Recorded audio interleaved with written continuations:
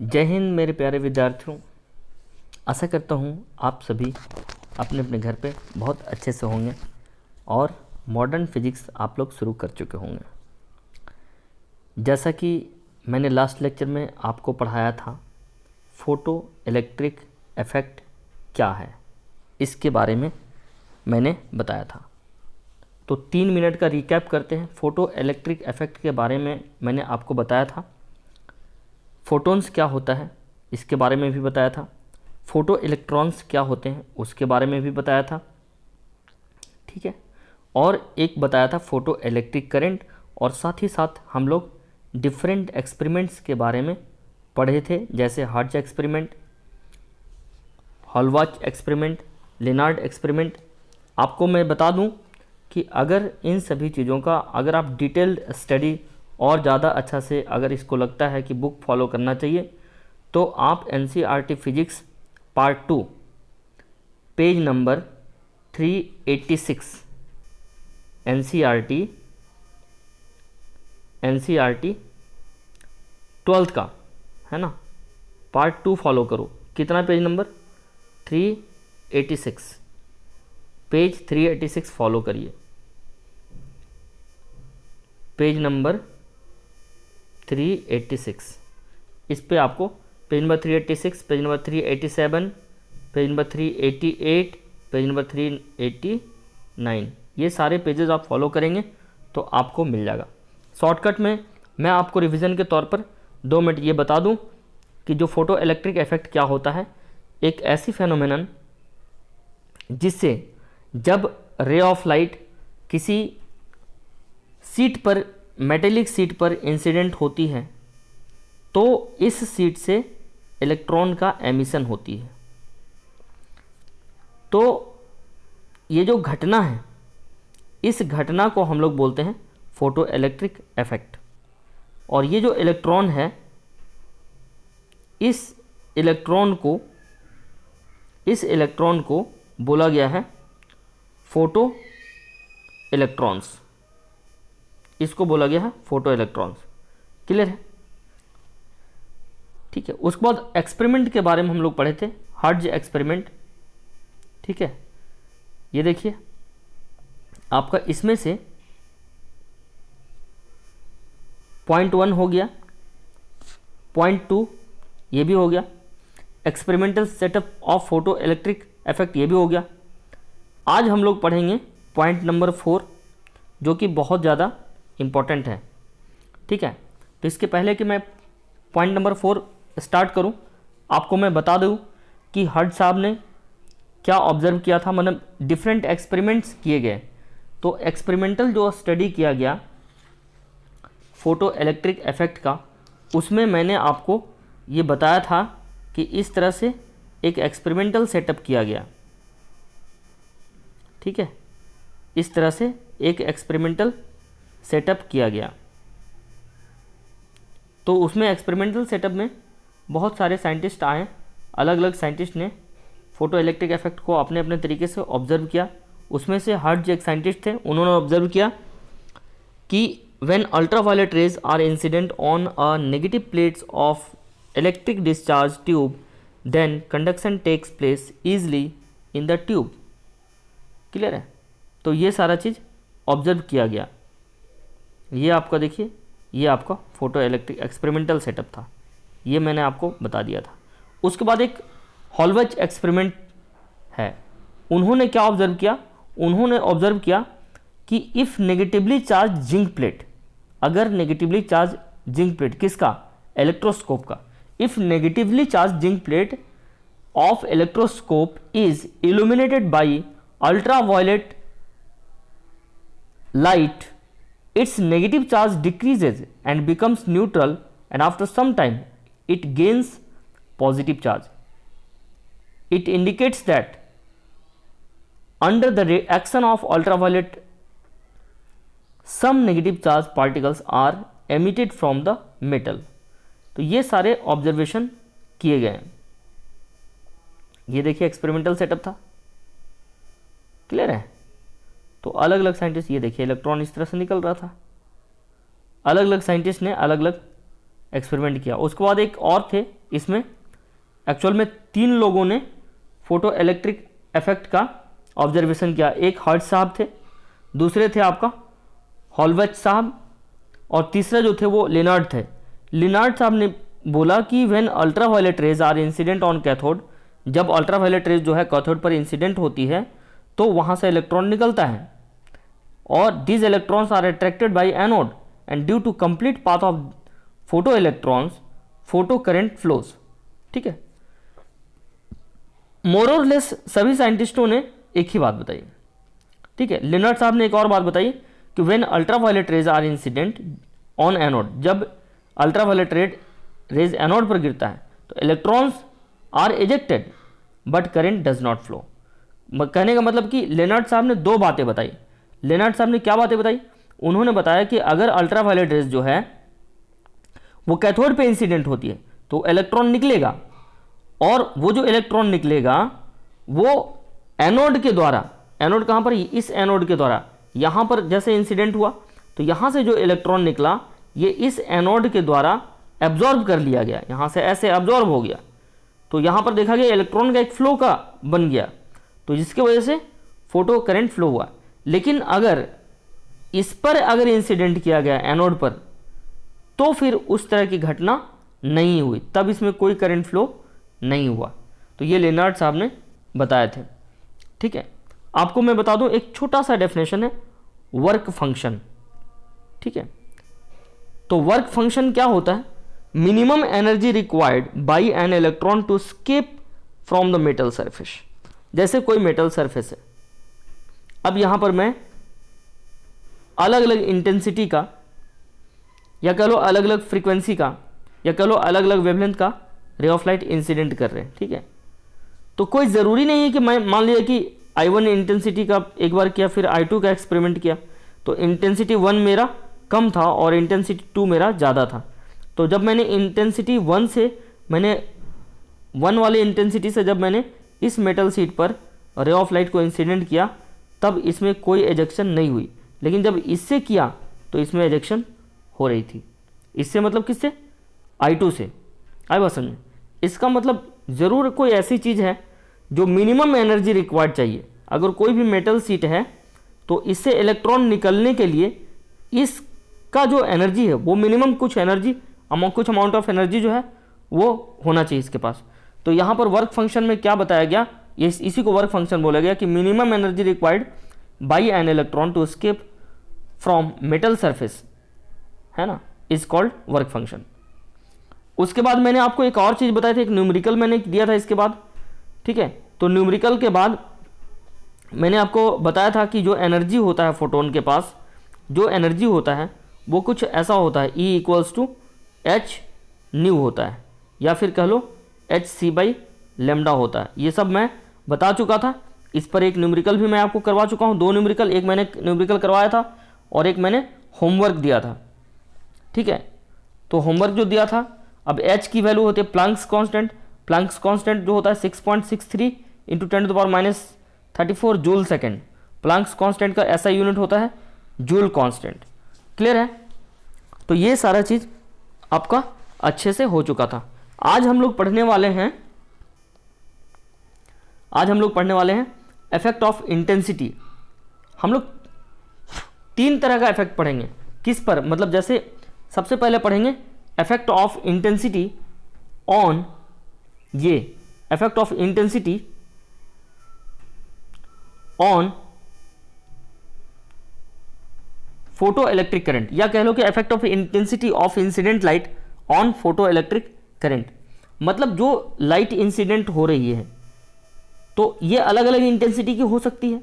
मान लीजिए ये मेटल सरफेस है तो इस पर जो लाइट इंसिडेंट हो रही है ये अलग अलग इंटेंसिटी की हो सकती है। तो फोटो इलेक्ट्रिक करंट में, क्योंकि देखो हर एक इंटेंसिटी, जैसे मैंने मान लिया I1 लिया, फिर I2 लिया, फिर I3 लिया। अब यहाँ पर ऑर्डर इस तरह से I1 is greater than I2 and this is also greater than I3, यानी I3 सबसे छोटा हुआ, I2 मिडिल में हुआ और I1 सबसे बड़ा हुआ। तो यानी I1 के पास ज़्यादा एनर्जी है, ज़्यादा इंटेंसिटी से देंगे तो ये ज़्यादा एनर्जी, तो मतलब इसमें इस केस में I1 के केस में इलेक्ट्रॉन के इजेक्शन का चांसेस ज़्यादा रहेगा। ठीक है, तो किस तरह से इंटेंसिटी किस तरह से फैक्टर बनी वो चीज़ आप समझिए, ठीक है। तो देखिए इंटेंसिटी के बारे में ये बोला गया कि when intensity of given source able to produce photo electric emission is increased, है ना, तो जो सैचुरेशन करंट होगा वो भी क्या होगा, इंक्रीज हो जाएगा, लेकिन जो वोल्टेज होगा V0 वो अनचेंज्ड रहेगा।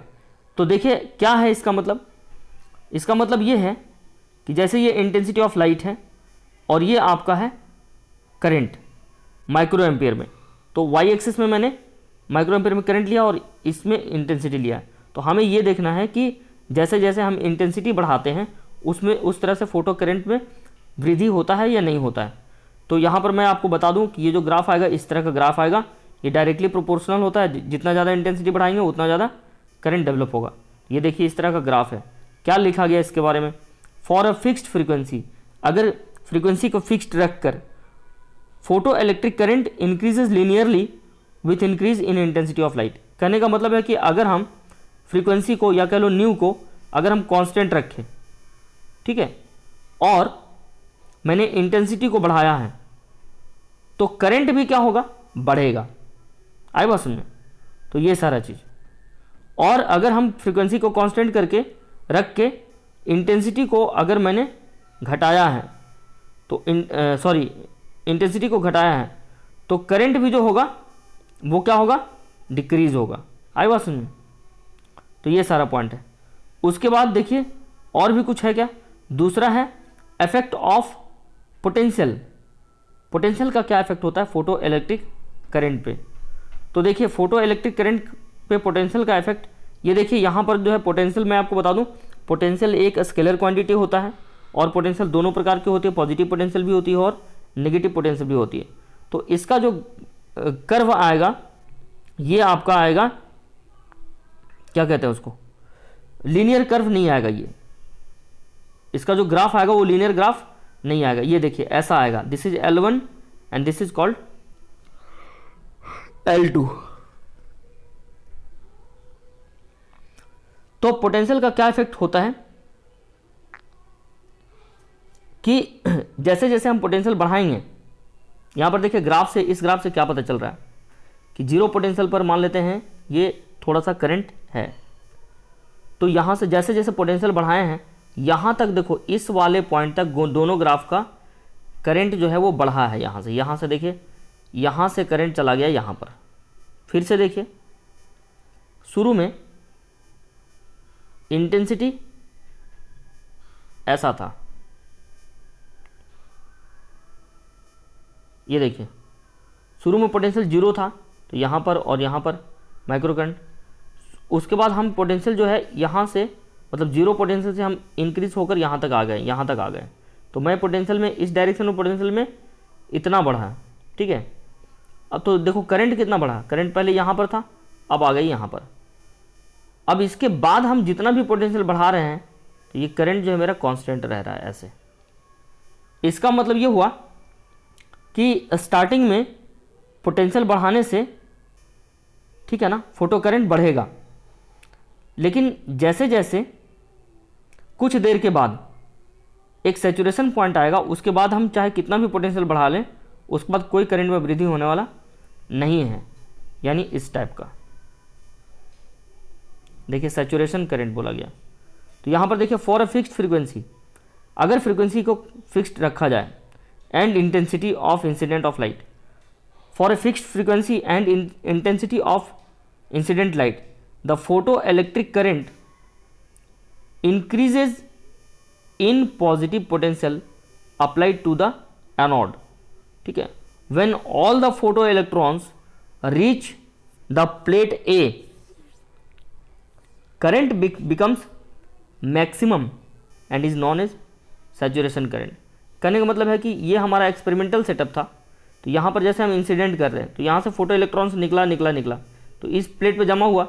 तो जब यहाँ से एक समय ऐसा आएगा कि इसके बाद इसकी चाहे कितनी भी एनर्जी बढ़ा लो या कितना भी इंसिडेंट कर लो, इससे कोई इजेक्शन नहीं होगा। यानी इस वाले प्लेट पे जितना इलेक्ट्रॉन डेवलप हुआ, ठीक है ना, ये सारा इलेक्ट्रॉन इस प्लेट पर आ चुका है। तो अब इसके बाद कोई इलेक्ट्रॉन नहीं आने वाला है। इसका मतलब वो कंडीशन जो होगा वो सैचुरेशन करंट होगा, ठीक है, सैचुरेशन करंट का कंडीशन होगा। तो फिर से पढ़ लीजिए, for a fixed frequency and intensity of incident light, incident light के फिक्स्ड फ्रीक्वेंसी एंड इंटेंसिटी के लिए the photo electric current increases with increase in positive potential applied to the anode, ठीक है। तो अब यहां पर देखिए, when all the photo electrons reach the plate A, है ना, current becomes maximum and is known as saturation current. तो ये आपका हो गया effect of potential on photo electric current. तो यहां पर देखिए, ये जैसे सैचुरेशन करंट हुआ तो उसी तरह से सैचुरेशन वोल्टेज भी होगा। तो देखिए, व्हेन पोटेंशियल इज डिक्रीज, ये वाला जो पॉइंट है, ये वाला पॉइंट, ये पॉइंट है पोटेंशियल बढ़ाने के केस में। अब अगर पोटेंशियल घटाएंगे तो क्या होगा, when potential is decrease the current decreases but does not become zero, ठीक है। यहां पर देखिए, जब सैचुरेशन करंट आ गया, इसके बाद अगर हम पोटेंशियल को फिर से घटा रहे हैं तो घटते घटते ऐसा हो गया कि मैंने जब पोटेंशियल को जीरो कर दिया तो उस समय भी करंट जीरो नहीं हुई। तो करंट को जीरो करने के लिए हमको नेगेटिव पोटेंशियल करना पड़ा। तो वही चीज़ कह रहा है कि when potential is decreased the current decreases but does not becomes zero potential, ठीक है। तो ये सारा पॉइंट है। This shows that even in the absence of accelerating potential, a few photoelectrons manage to reach the plate on their own due to their kinetic energy. Clear है? तो ये सारा पॉइंट है। उसको देखिए, when negative potential is applied, when negative potential is applied to the plate A with respect to C, photoelectric current becomes zero at a particular value of negative potential and this is called stopping potential, ठीक है। तो यहाँ से आपको stopping potential को cut off potential भी बोला जाता है। ये जो टॉपिक है, ये सारा टॉपिक, ये बहुत बहुत इंपॉर्टेंट टॉपिक है आपका। दोनों मतलब CBSE बोर्ड में भी पूछा जाता है और प्लस NDA में तो पूछा जाएगा ही, प्लस साथ ही कुछ बच्चे ऐसे हैं जो JEE मेंस का एग्ज़ाम लिखेंगे, उनके लिए भी इम्पॉर्टेंट है। फिर आपका MHCET उनके लिए भी इम्पॉर्टेंट है। फिर आपका नीट उनके लिए भी बहुत इम्पॉर्टेंट है, ठीक है, क्योंकि ये सारे सवाल सारे कंपटीशन में पूछे जाते हैं, ठीक है। क्योंकि इंटेंसिटी का क्या इफेक्ट हो रहा है फोटो इलेक्ट्रिक करंट पे, पोटेंशियल का क्या इफेक्ट होता है फोटो इलेक्ट्रिक करंट पे, फिर आपका नेगेटिव पोटेंशियल क्या होता है, स्टॉपिंग पोटेंशियल क्या होता है, या कट ऑफ पोटेंशियल क्या होता है, ये सारा क्वेश्चन पूछे जाता है। उसके बाद कभी कभी ऐसा पूछ देगा कि हम जो है पोटेंशियल को डिक्रीज कर रहे हैं तो नेगेटिव पोटेंशियल क्या होगा, ठीक है। तो यहाँ पर देखिए, when negative potential is applied to the plate a photo electric current becomes zero. तो यहाँ पर देखिए, जब नेगेटिव पोटेंशियल अप्लाई किया, ये जो VS है, this is called saturation voltage कह सकते हो इसको, या फिर स्टॉपिंग पोटेंशियल, एस मतलब स्टॉपिंग भी कह सकते हो आपको। तो सैचुरेशन पोटेंशियल तो नहीं कहेंगे, स्टॉपिंग पोटेंशियल कहेंगे, क्योंकि इसके बाद स्टॉपिंग पोटेंशियल इसलिए बोला गया है क्योंकि V जो है, जब आप V नेगेटिव कर रहे हो तो I आपका जीरो हो गया, इसका मतलब स्टॉप हो गया। ये स्टॉप हो गया मतलब इसके बाद कोई करंट फ्लो नहीं होगा। तो इस कंडीशन में जो पोटेंशियल होगी, उस पोटेंशियल को हम लोग या तो हम लोग स्टॉपिंग पोटेंशियल बोलेंगे या फिर हम लोग इसको कट ऑफ पोटेंशियल बोलेंगे। तो आप स्क्रीन को पॉज करिए और इस पूरे जो स्लाइड है, इस पूरे स्लाइड का एक एक पॉइंट्स को नोट करिए, अच्छे से डायग्राम भी नोट करिए, जैसे आपको दिया हुआ है उस तरह से नोट करिए, ठीक है। मैं बढ़ता हूँ अगले स्लाइड में। तो यहाँ पर देखो, और भी आपको एक इफेक्ट, दो इफेक्ट और भी पढ़ना होगा शायद, क्योंकि देखो एक लास्ट में एक लाइन छूट गया था, intensity of light does not affect the stopping potential. मतलब यहाँ पर इस वाले पॉइंट पे, पॉइंट नंबर 2 में यहाँ पर ये कहना चाह रहा है कि जो स्टॉपिंग पोटेंशियल होता है, इस स्टॉपिंग पोटेंशियल को इससे कोई लेना देना नहीं है कि आप कितना इंटेंसिटी, कितना मैक्सिमम इंटेंसिटी या कितना मिनिमम इंटेंसिटी का रे ऑफ लाइट को इंसिडेंट कर रहे हो, ठीक है। तो ये आपका पूरा नोट से आपका 2 इफेक्ट मैंने बताए हैं अभी तक फोटो इलेक्ट्रिक करंट पर। आपका एक हो गया आपका इफेक्ट ऑफ इंटेंसिटी और दूसरा हो गया आपका इफेक्ट ऑफ पोटेंशियल, ठीक है, मतलब पोटेंशियल का क्या इफेक्ट है फोटो इलेक्ट्रिक करंट पर, और दूसरा है आपका फोटो इलेक्ट्रिक करंट पर इंटेंसिटी का क्या इफेक्ट होता है। ठीक है, उसके बाद जो तीसरा इफेक्ट है वो आपका फ्रीक्वेंसी का इफेक्ट है, और एक आपका चौथा इफेक्ट भी पढ़ना होगा आपको। ठीक है, तो आपको टोटल इसमें नहीं तो 3 नहीं 4 ही है। अच्छा देख लेते हैं, वो तो पता चल जाएगा। पहले हम लोग पढ़ते हैं फ्रीक्वेंसी। ठीक है, तो अब देखिए अभी तक इसके पहले जो हम लोगों ने पढ़ा, इसमें आप दोनों ही पॉइंट में देख सकते हैं कि यहाँ पर भी आपका फिक्स्ड फ्रीक्वेंसी लिया हुआ है और यहाँ पर भी फिक्स्ड फ्रीक्वेंसी लिया हुआ है। मतलब इंटेंसिटी का इफेक्ट स्टडी जब हम करेंगे फोटो इलेक्ट्रिक करंट के लिए, उसमें फ्रीक्वेंसी को कांस्टेंट रखेंगे, और जब पोटेंशियल का स्टडी करेंगे उस समय भी हम लोग पोटेंशियल को कांस्टेंट फ्रीक्वेंसी को कांस्टेंट ही रखेंगे। ठीक है, लेकिन जो तीसरा स्टडी हम लोग करेंगे effect of frequency of incident light on photo electric current, तो अगर हम फ्रीक्वेंसी को इंसिडेंट फ्रीक्वेंसी को अगर हम कांस्टेंट रख रहे हैं तो इसका मतलब किसी को तो बदलना पड़ेगा। ठीक है, तो यहाँ पर देखिए for a fixed intensity of incident light the photo electric current does not depend on the frequency of the incident light. ठीक है, इसका मतलब ये हुआ कि अगर फ्रीक्वेंसी को फिक्स्ड कर दिया जाए, ठीक है, इंटेंसिटी को अगर फिक्स कर दिया जाए तो फोटो इलेक्ट्रिक करंट को फ्रीक्वेंसी से कोई लेना देना नहीं होगा। क्यों नहीं होगा ऐसा? Because the photo electric current simply depends on the number of photo electrons. क्योंकि जो फोटो इलेक्ट्रिक करंट होता है, ठीक है, आई, ये इस बात पर डिपेंड करता है कि कितने नंबर ऑफ इलेक्ट्रॉन्स निकल रहे हैं, है ना, and in terms on the number of photons incident and not on the energy of photons. Clear है? मतलब फोटोन के एनर्जी पर भी डिपेंड नहीं किया, सिर्फ इस बात पर डिपेंड किया कि नंबर ऑफ फोटो इलेक्ट्रॉन्स ये कितने हैं। ठीक है, और दूसरा किस बात पर डिपेंड किया कि नंबर ऑफ फोटोन इंसिडेंट जो है वो किस तरह का है, फोटोन के पास कितनी एनर्जी है, उस बात पर डिपेंड किया ही नहीं। आई बात समझ में? ये देखिए मैंने बोला था आपको चौथा इफेक्ट भी होगा, तो effect of frequency of incident light on stopping potential. तो जैसे फोटो इलेक्ट्रिक करंट पर फ्रीक्वेंसी का क्या इफेक्ट होता है और स्टॉपिंग पोटेंशियल पर फ्रीक्वेंसी का क्या इफेक्ट होता है, तो ये देखिए किस तरह से इफेक्ट होता है, ये आप ग्राफ से समझ सकते हैं। पोटेंशियल आपको दिख रहा होगा यहाँ पर, दिस इज एक्स एक्सिस में मैंने पोटेंशियल लिया है। ठीक है, पोटेंशियल ऑफ ए मतलब एनोड, यहाँ पर देखो पोटेंशियल ऑफ ए लिखा है, इसका मतलब ए का एनोड, ए मतलब एनोड है, और वाई एक्सिस में मैंने लिया है करंट जो कि माइक्रो एम्पियर में है। आई का मतलब, इस आई का मतलब करंट, और म्यू ए मतलब माइक्रो एम्पियर। ठीक है, तो यहाँ पर इस तरह से है आपका। तो यहाँ पर आप देख सकते हैं कि VS1 मतलब ये स्टॉपिंग पोटेंशियल 1 है, और ये दूसरा ग्राफ है VS2। ठीक है, तो V2 is greater than V1। तो यहाँ पर देखिए ये जो है V2 ये ज़्यादा पोटेंशियल शो कर रहा है उसके रिस्पेक्ट में। तो क्या इसके बारे में कहना चाहिए, दिस इज सैचुरेशन करंट, इसके बारे में क्या कहना चाहिए?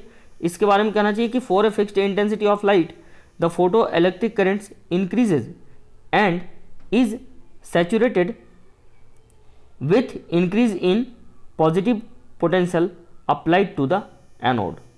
क्लियर है आपको? However, the saturation current is same for different frequencies of the incident lights। Clear है? उसको देखिए, और एक पॉइंट क्या है, when potential is decreased, जब पोटेंशियल को घटाएंगे तो ग्राफ से भी आप समझ सकते हैं ये पॉइंट। ठीक है, मैं आपको अच्छे से समझाता हूँ। पहला पॉइंट देखिए क्या है, ये वाला पॉइंट बोल रहा है कि तो फॉर फिक्स्ड इंटेंसिटी, अगर इंटेंसिटी फिक्स्ड लिया जाए, ठीक है, तो the photo electric current increases and is saturated with increase in positive potential applied to the anode. तो यहाँ पर हम देख सकते हैं कि ये जो हमारा कर्व है, ये कर्व आपका करंट और पोटेंशियल का है। ठीक है, तो ए जो है पोटेंशियल ऑफ ए मतलब एनोड की पोटेंशियल। क्लियर है? तो ये सारा पॉइंट आप अच्छे से देख सकते हैं। Now the second point is however the saturation current is same for different frequencies of incident of light. ठीक है, चाहे सैचुरेशन करंट अलग अलग फ्रीक्वेंसीज के लिए सेम ही क्यों ना हो, इसमें भी कोई लेना देना नहीं है, लेकिन ये बात होती है कि व्हेन पोटेंशियल इज डिक्रीज, जब पोटेंशियल को घटाएंगे, ठीक है, एंड टेकन बिलो जीरो, अगर हम पोटेंशियल को डिक्रीज करके जीरो से नीचे, देखो पोटेंशियल पहले यहाँ पर था बढ़ा हुआ, बढ़ के यहाँ पर इधर जा रहे हैं तो घट रहे हैं, मतलब जीरो पर आए, फिर जीरो से यहाँ पर आ गया, मतलब नेगेटिव एक्सिस पे हम चल रहे हैं, ये आपका नेगेटिव एक्सिस हो गया। तो नेगेटिव एक्सिस पे जब हम पोटेंशियल को डिक्रीज करेंगे और हम लोग जीरो के बिलो ले जाएंगे, मतलब नेगेटिव पोटेंशियल पे ले जाएंगे, तो फोटो इलेक्ट्रिक करंट डिक्रीजेज।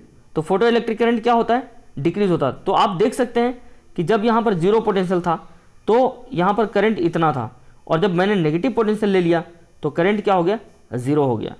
तो दोनों ही केस अलग अलग है। यहाँ पर देखिए कर्व 1 है और कर्व 2 है, तो V2 is greater than V1, है ना। यहाँ पर कुछ ऑब्जेक्शन लगाया है, बोला है कि but at different stopping potential for different frequencies, है ना। तो ये आप पॉइंट समझ लो अच्छे से, क्लियर है। तो यहाँ पर देखिए कंक्लूजन क्या है, higher the frequency higher the stopping potential, that is Vs, यानी स्टॉपिंग पोटेंशियल जो होगा वो डायरेक्टली प्रोपोर्शनल होगा न्यू का। यहाँ पर देखिए,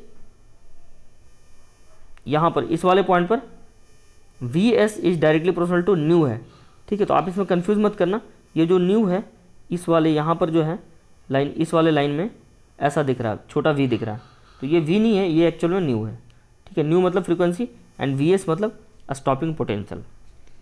तो शॉर्टकट में हम ये कह सकते हैं कि फ्रीक्वेंसी जैसे जैसे बढ़ेगी तो स्टॉपिंग पोटेंशियल भी क्या होगी, बढ़ेगी। आई बात समझ में। अब उसके बाद आते हैं पांचवा जो है वो आपका एक देखो थ्रेशोल्ड फ्रीक्वेंसी है। ये क्या होता है वो समझिए आप।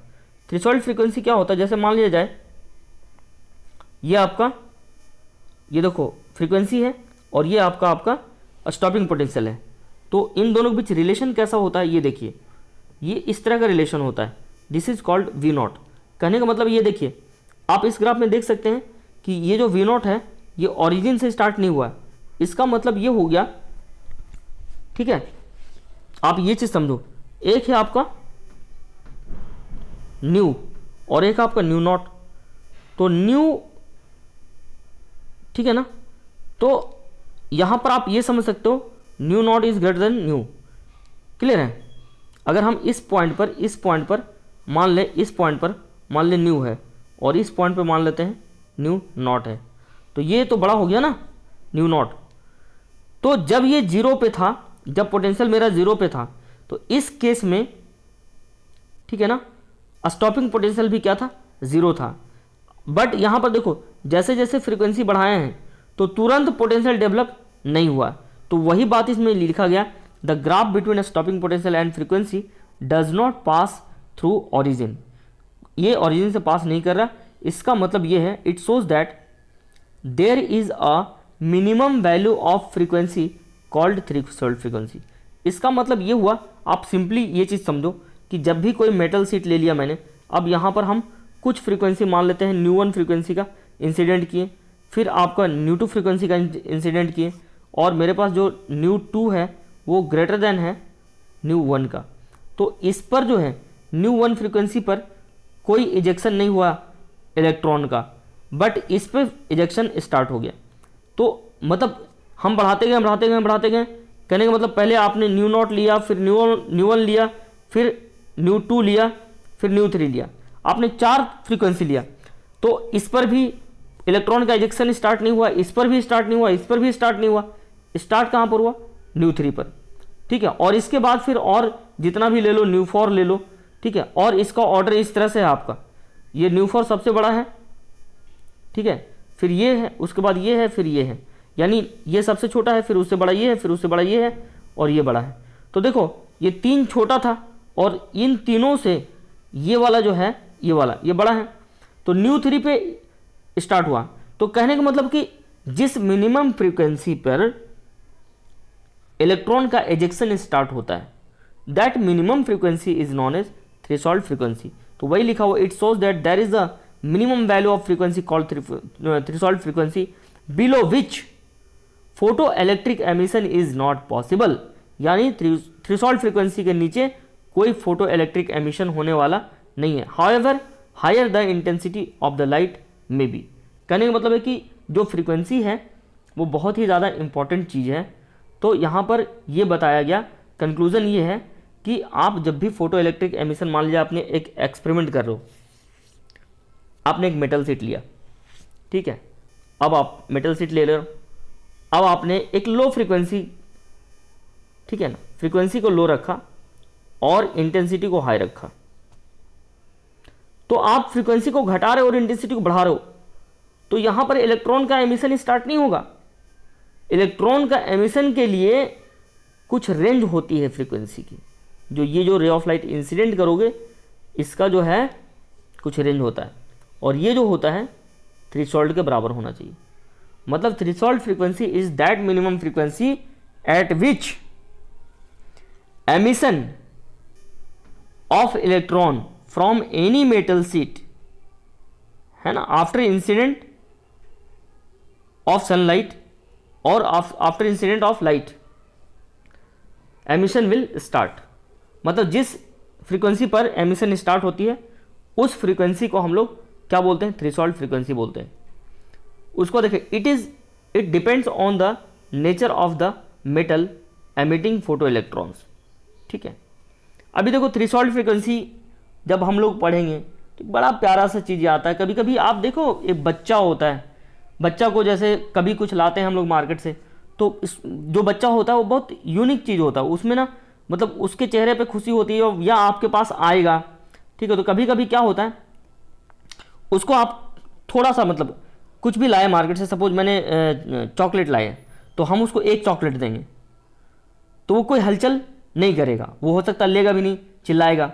फिर 2 चॉकलेट देंगे तब भी चिल्ला रहा है, 3 चॉकलेट दिए तो शांत हो गया। यानी ये जो 3 चॉकलेट हैं ये इसका आपका थ्रेशोल्ड चॉकलेट हो गया। उतने 3 चॉकलेट पर वो जो बच्चा है वो रोना बंद कर देता है, ठीक है। तो इसमें आप समझ लो इलेक्ट्रॉन का एमिशन है। मैंने एक छोटा सा एग्जांपल दिया, हो सकता है मैंने गलत एग्जांपल दिया, बट हम इसको इसी तरह समझते हैं, ठीक है। तो ये सारा चीज़ है।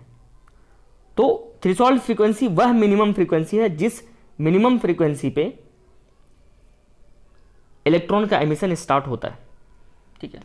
उससे कम फ्रीक्वेंसी यानी थ्रेशोल्ड फ्रीक्वेंसी से अगर कम फ्रीक्वेंसी की इंसिडेंट लाइट इंसिडेंट अगर हम करेंगे किसी मेटल शीट पे, चाहे हम इंटेंसिटी कितना भी हाई कर ले,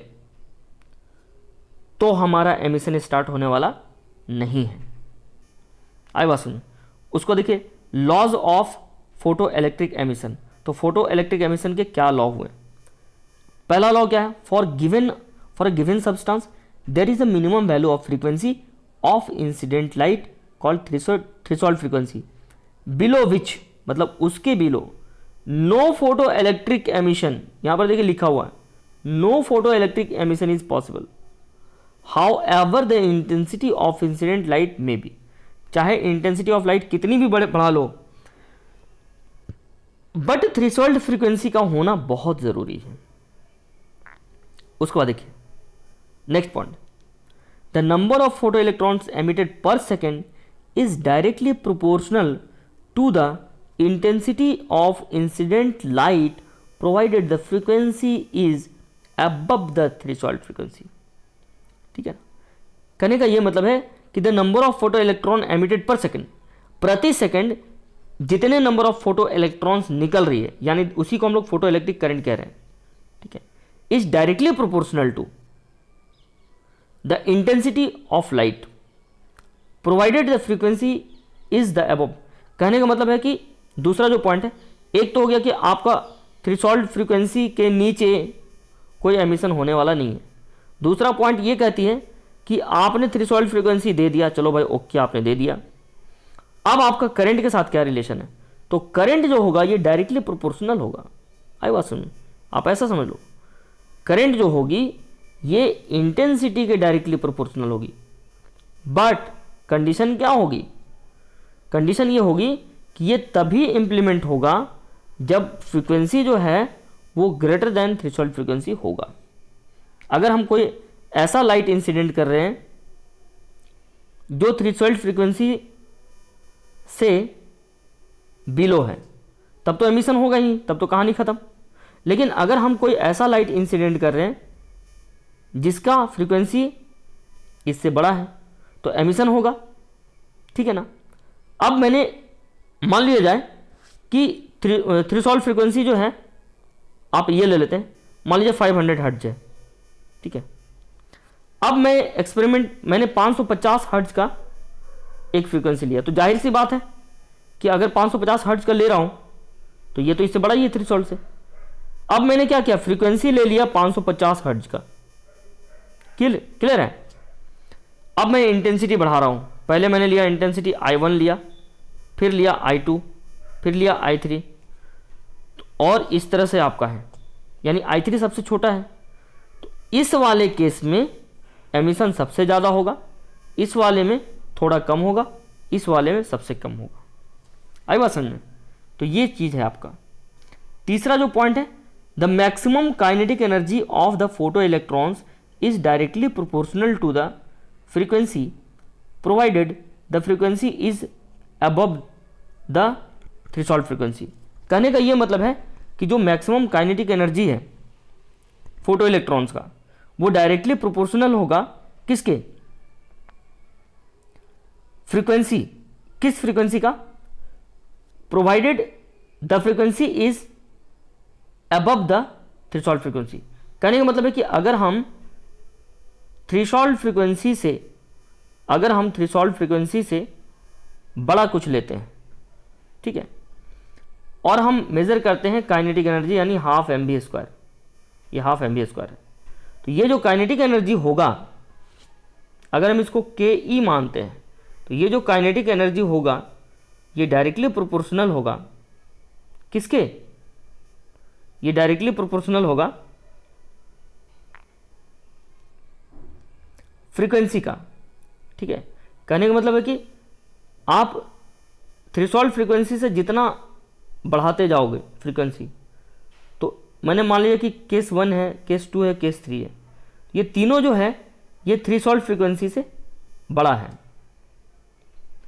और सबसे बड़ा आपका 3 है।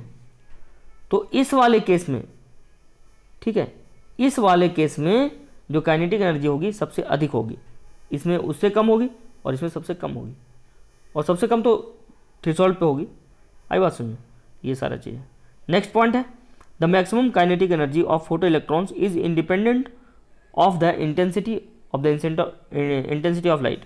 कहने का मतलब है कि जो मैक्सिमम काइनेटिक एनर्जी है फोटो इलेक्ट्रॉन्स का, वो इंडिपेंडेंट है, इंटेंसिटी ऑफ इंसिडेंट लाइट के इंडिपेंडेंट है। क्लियर है ये सारा चीज़। 5 नंबर पॉइंट ये कहता है, the process of photo electric emission is instantaneous. ठीक है, ये इंस्टेंटेनियस है। तो अभी देखिए इंस्टेंटेनियस जब वर्ड आया है तो मैं आपको बता दूं कि इंस्टेंटेनियस का क्या मतलब होता है। कि जैसे मान लिया जाए कि आपने एक ऐसा सेटअप लिया, मेटल शीट लिया, अब इस पे आप थ्रेशोल्ड फ्रीक्वेंसी मतलब फ्रीक्वेंसी बढ़ा रहे हो, ठीक है, बढ़ा रहे हो, तो एक वर्ड मिलेगा आपको, बुक में कहीं पर देखना, एक वर्ड मिलेगा जब आप बुक पढ़ोगे तो टाइम लैग वर्ड मिलेगा। टाइम लैग का मतलब क्या होता है मैं आपको बताता हूँ। जैसे कोई भी एक्सपेरिमेंट जब हम करते हैं, जैसे इंसिडेंट ऑफ लाइट इंसिडेंट किए, ये थ्रेशोल्ड फ्रीक्वेंसी के बराबर का लाइट है, ठीक है, थ्रेशोल्ड फ्रीक्वेंसी का लाइट मैंने ऐसा इंसिडेंट किया इस पर थ्रेशोल्ड फ्रीक्वेंसी का, तो यहाँ से एमिशन स्टार्ट होगा, ठीक है। तो जैसे ही लाइट इंसिडेंट होगा फटाफट एमिशन स्टार्ट हो जाएगा। आए बात समझ में, मतलब फ्रीक्वेंसी इंसिडेंट होने और एमिशन मतलब फ्रीक्वेंसी के मतलब इस लाइट को इस शीट पर पड़ने और इलेक्ट्रॉन के एमिशन दोनों के बीच का जो टाइम गैप होगा 0 होगा। This is a spontaneous reaction. आई बात समझे।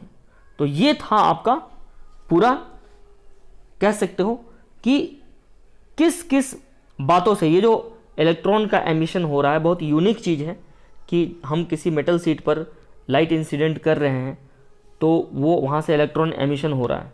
तो उस पर और भी जब रिसर्च किया गया तो इतना सारा फैक्टर पता चला कि भाई ये एक फैक्टर पे डिपेंड नहीं करता है, जो फोटो करंट जो होगा तो कितना ज़्यादा करंट डेवलप होगा या कितना कम करंट पैदा होगा, ये जो करंट है photo current, photo electric current कह सकते हो या फोटो करंट कह सकते हो, तो ये जो है ये बहुत सारी फैक्टर पे डिपेंड करता है। ये थ्रेशोल्ड फ्रीक्वेंसी तो सबसे स्पेशल केस है, क्योंकि बिना उसके तो एमिशन होगा ही नहीं, तो वो तो कह लो।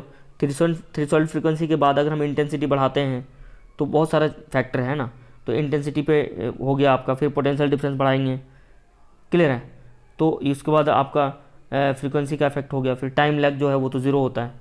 तो ये सारी चीज़ें हैं। तो आप स्क्रीन को पॉज करिए, पूरा नोट्स बनाइए अच्छे से, अलग कॉपी में बनाइए नोट्स, बहुत बढ़िया से बनाइए, क्लियर है। तो ये सारा पॉइंट्स आप देखिए। एक लास्ट पॉइंट भी है आपका, पॉइंट नंबर 6 है। क्या है point number 6? The photo electric emission is 1:1, that is for every photon suitable frequency 1 electron is emitted, ठीक है ना। For every photons of suitable frequency, मतलब मान लिया कि यहाँ से एक फोटोन, मान लिया एक्स एक फोटोन है, ये यहाँ से गिरा, ठीक है, तो एक्स यहाँ पर गिरा, ये मेटल सीट है, तो ये इलेक्ट्रॉन था, ये निकल गया। तो वही कह रहा है कि for every photon of suitable frequency के लिए हर एक फोटोन जो है 1 इलेक्ट्रॉन इज एमिटेड, तो एक इलेक्ट्रॉन एमिट होगा, क्लियर है। तो नेक्स्ट क्लास में हम लोग पढ़ेंगे आइंस्टाइन फोटो इलेक्ट्रिक इक्वेशन। तो मैं आपको बता दे रहा हूँ, आप एनसीईआरटी में पेज नंबर 389, पेज नंबर 390, ठीक है, मतलब page number 389, page number 390 and page number 391 NCERT का ये ज़रूर पढ़ें। एनसीईआरटी 12th का आप है ना, 12th का फिजिक्स और 12th का फिजिक्स पार्ट 2 पढ़ें। फिजिक्स का कौन सा पार्ट पढ़ना है? पार्ट 2 पढ़ना है। तो अगर नहीं है तो आप इंटरनेट से डाउनलोड कर लो, ठीक है। और अगर आपको कोई प्रॉब्लम होता है तो जैसा कि मैं आपको हर लेक्चर में बताता हूँ, कुछ भी प्रॉब्लम होने से आप मेरे व्हाट्सएप नंबर 7870184583 पे कांटेक्ट कर सकते हैं। तो अगले क्लास में हम लोग पढ़ेंगे photo electric effect and wave theory of light, ये दोनों चीज़ हम लोग पढ़ने वाले हैं, ठीक है। तो ये सारा पॉइंट है, आप एनसीईआरटी ज़रूर पढ़िए, उसमें आपको बहुत सारा चीज़ नया सीखने को मिलेगा। आज का लेक्चर के लिए आपको मैं बता दे रहा हूँ, एक छोटा छोटा सवाल, मैं आपको भी 10 क्वेश्चन का सेट भेजूंगा, तो उसको आप ज़रूर करिए, क्लियर है। तो ये सारा चीज़ ओके। आई विश कि आप लोग सभी अच्छे से रहें इस लॉकडाउन में। Okay, thank you.